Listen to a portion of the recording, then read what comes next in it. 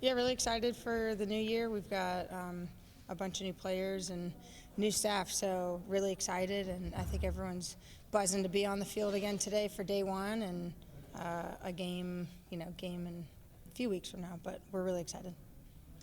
Jane, we spoke earlier. I jumped in, forgive me. How are you, first of all? Good, how are you? Good to see you. You too. With Coach Fran not physically being here, is that a little bit of an issue, or things are flowing because of good communication?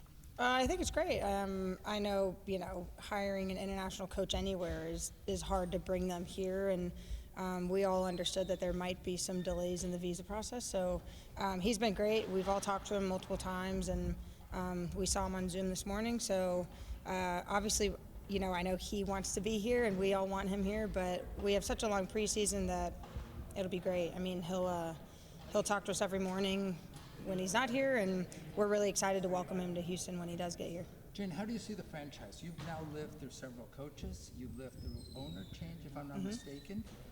I hear and I see more energy and certainly more positive approach to everything. Do you agree with that? I think every year it's taken, big strides. The whole club, including the men, and we're one group here, and when one does well, the other does well. So the men obviously had a great year last year, and we're going to try and ride their wave and have an even better year this year than them. So I think it's great. I mean, there's been turnover, which you never want to see in a business, but at the same time, I think it's, the steps are in the right direction. And I think the sky's the limit for this club with Ted behind it and Jess as our president. So we've got a great leadership group from them, and I'm excited to see what they envision for us, the next few years. And my last one, you are a leader. You're in many ways the face of this franchise. What are you passing on to new players, younger players? I think Maria's the face now, right?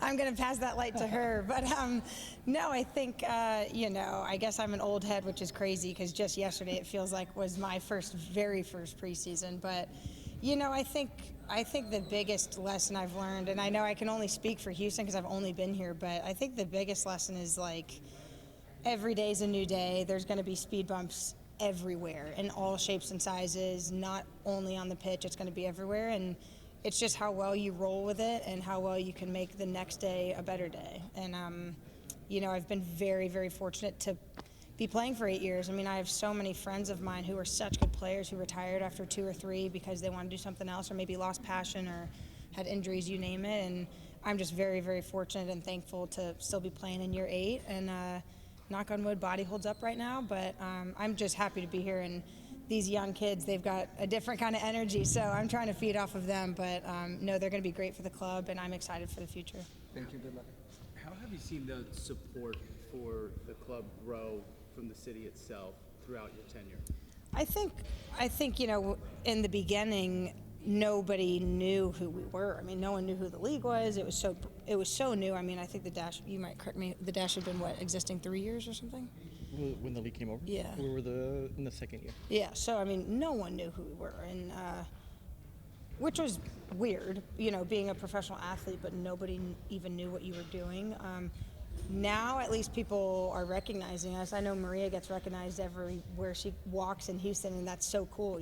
That's what we don't want that, but it's awesome that people know who she is. They know who she plays for. They know the league she's in, and now worldwide, women's sports, but also women's soccer leagues are all supporting each other. It's really cool. I mean, we all watch the English League, we all watch the Australian League, we all have friends everywhere, all over the world. And I think the more it grows worldwide, I think then the men's leagues will get involved. And you see it over in Europe, all the men's teams are supporting their women's side. And that kind of growth is awesome just for sport in general, not just us. But I think it's amazing for women's soccer just worldwide. So in the United States, we're competing with the NFL, the NBA, WNBA. I mean, the WNBA is making crazy strides, and I think if we can follow in their footsteps, we'll be just as big, or if not bigger than them. I mean, soccer's a world sport. It's not just in the U.S., which is great for us. But I think it's, the city of Houston is so big and diverse, and there's so many people here. And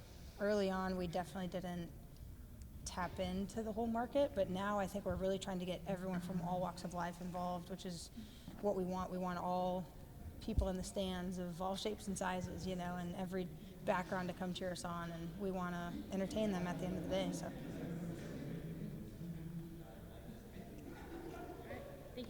Thanks, guys.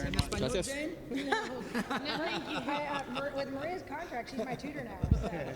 Thank you. Thank you, Jane.